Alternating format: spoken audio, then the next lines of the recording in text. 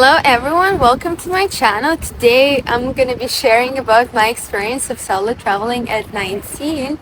And if you're new here, this channel is about traveling, student life, and all the interesting and nice stuff. I'm going to be talking about my trip to Vienna and Budapest, and if you can guess, I'm still in Budapest and today is the national holiday. It's 15th of March.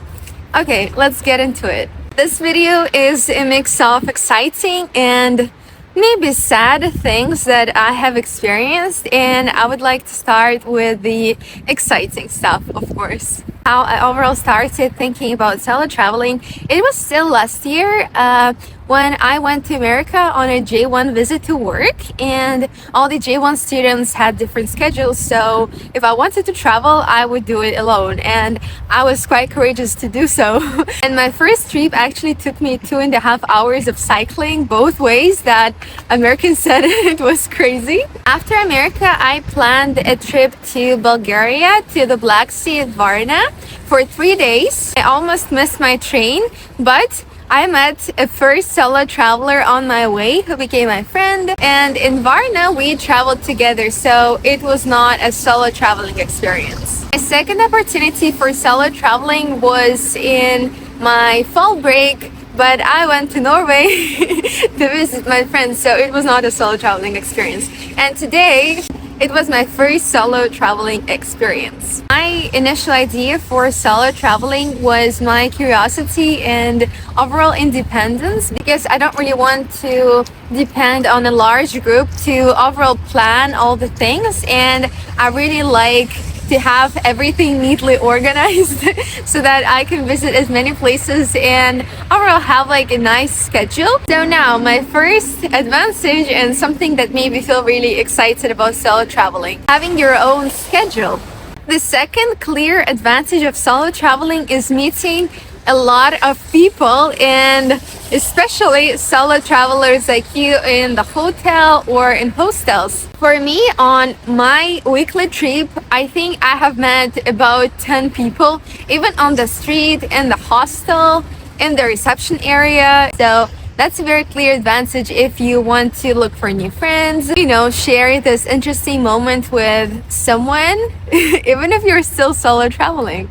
The third advantage that I find really appealing to me is just how you grow by solo traveling. You feel how empowered you are, and it's just a very nice feeling that you did not stay, for example, at home, and you just were brave enough to leave and to go see new people and to have new opportunities and just to broaden your mind. And again, traveling is very exciting, so it's another act of self-care. Fun fact, when you're solo traveling and you're recording outside alone, I almost got my phone stolen, so just beware and look around. When you're solo traveling, look around, please. Very important, especially if you're a solo female traveler. And now I'm gonna go to the sad part about solo traveling, or maybe less exciting, let's call it this way. And my first takeout is that if you feel shitty, I would not really advise you to go solo traveling. But I thought that before and not now, because I think there is a direct cycle of such stuff. I'm gonna exemplify that by the story of a Czech girl that I met in my hotel in Vienna. She told me overall the story that it was her fourth time of solo traveling, and for her it was always exciting and also sad, because she said sometimes she cried, and I think she was also some part of my inspiration to record this video, because I really understood how solo travelers feel, and I just felt that I'm not alone. So I initially thought that if you feel shitty, you are not going to feel excited during solo travel, because you're gonna see all those people being excited, couples or friends or big friend groups or like big Erasmus student groups, which I have met a lot during my travel to Vienna and Budapest. and you're gonna just feel lonely that you don't really have those people. As a lot of people think that solo traveling is all about feeling lonely, and it happens. It happened to me in Vienna on my second day when I really had all the places aligned. I'm gonna get there still.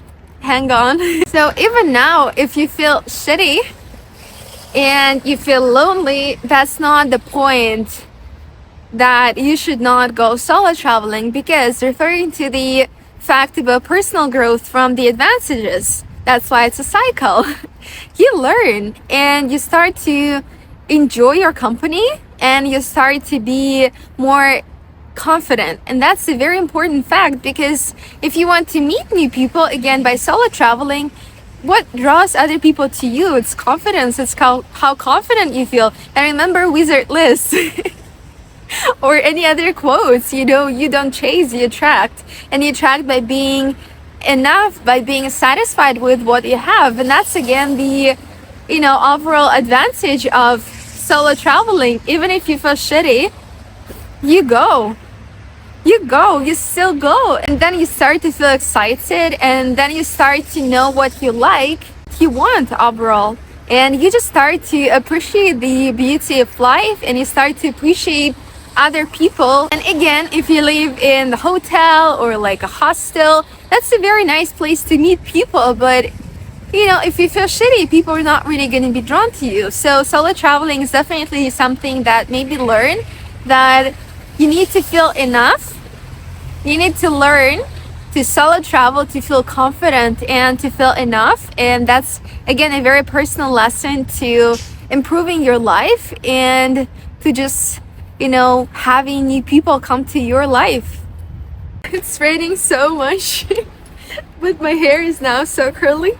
Finally, my personal story that I said I would come back to is during my solo travel, I felt sad once in Vienna on my second day when I had all the places lined up and I had like a very perfect schedule, because I would just go down the streets, down the city center, and visit all those nice places. And for me, the sad thing I think was that I felt so overwhelmed with the amount of emotions that I had. It was actually the moment that inspired me for my shorts. I really felt that I wanted at that moment someone, to share those experiences with me, just to get off the baggage of all the emotions. But that's why I have my social media and you guys. Sometimes during solo travel, that's what you feel. That you need to turn that energy and that attention to, yourself. And by the end of my travel, I actually stopped being so overwhelmed with my, emotions from seeing all those things. And maybe I learned my lesson. I hope so. We'll see in my next solo travel experience. Watch the vlogs. So I had a thing that sometimes I would be so happy to meet people, but when it would actually come to, having different plans with them, I would not really be down to spending the whole day with someone. So that's maybe the other side of just being a solo traveler, because you start to really accept your own company and you really want to have everything really personalized. The thing that you might experience as a solo traveler is feeling of boredom, especially if you go to one city. It might seem that it's the same architecture and you might feel a bit bored, but again, as my solo traveling friend said, and I agree, sometimes this boredom is a luxury.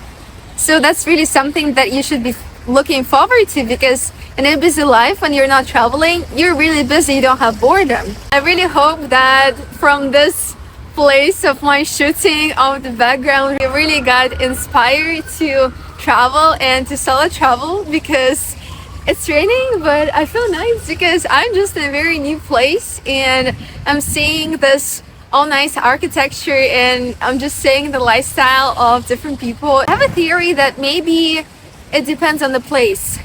Maybe your negative feelings or maybe the feeling of loneliness depends on the place. I'm really interested about your opinions and about your feelings of solo traveling. I just hope I gave you some interesting insights of what I felt during my solo travel. If you like this video, give it a thumbs up and follow for more.